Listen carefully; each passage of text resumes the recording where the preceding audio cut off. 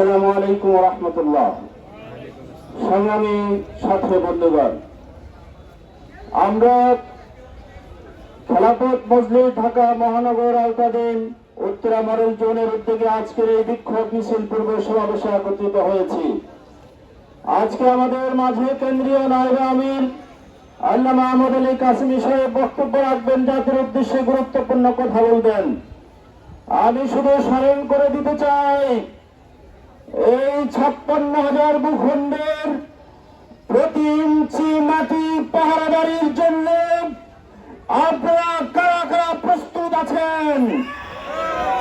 সংগ্রামী সাথী বন্ধুগণ, 1971 রক্তের বিনিময়ে আমরা যে ভূখণ্ড স্বাধীন করেছি, দীর্ঘ 50 বছর নানান কৌশলে কেউ নতুন বাংলার নামে, কেউ সবুজ বাংলার নামে, আবার কেউ সোনার বাংলার নামে আমাদের দেশে শাসন করেছে, দুঃশাসনের রাজ্য কায়েম করেছে।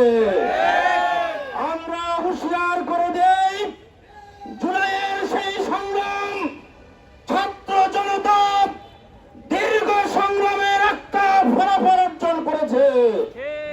জাহেল এবং ফ্যাসিস্ট হাসিনার সরকার 16 বছর থেকে এই ভূখণ্ডের প্রতিটি মানুষের রক্ত চুষে তারা এমন পর্যায়ে উপনীত হয়েছে, পালিয়ে যাওয়ার সময় নিজের কাপড়ের কাপড়টাও নিয়ে যেতে পারে নাই। এখন উকি ঝুঁকি দিচ্ছেন, সাবধান করে দিতে চাই, ছাত্র জনতা ঘুমিয়ে পড়ে নয়, তৌহিদি জনতা ঘুমিয়ে পড়ে নয়।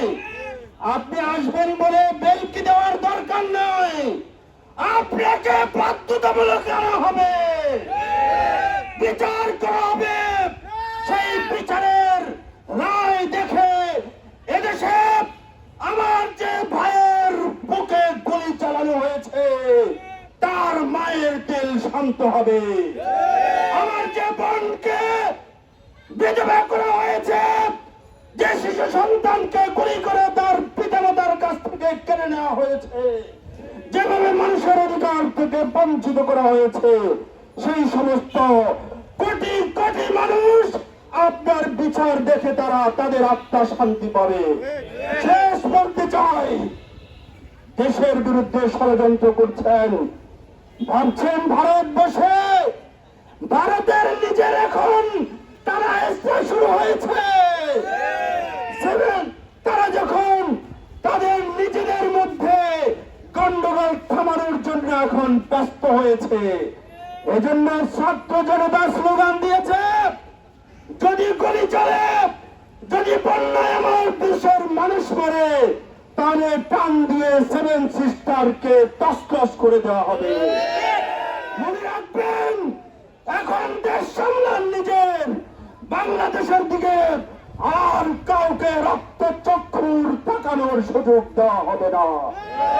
খেলাফত মজলিস দীর্ঘ সংগ্রাম করেছে, 16 বছর আমরা মাঠে ছিলাম, আমাদের বহু সংগ্রামী জনতা জেল খেটেছেন, আমাদের ছাত্ররা শাহাদাত বরণ করেছেন, আমাদের নায়েব আমির এখানে উপস্থিত আছেন। আজকে 13 বছর তার সন্তানকে গুম করা হয়েছে, এখনো হদিস পাওয়া যায় নাই। সুতরাং এসব ত্যাগ যাবে না, যাবে না, যাবে না। বিচারের মধ্য দিয়ে এই সব কিছু শুধু বুঝে নেওয়া হবে। সকলকে ধন্যবাদ। আসসালামু আলাইকুম ওয়া রাহমাতুল্লাহ।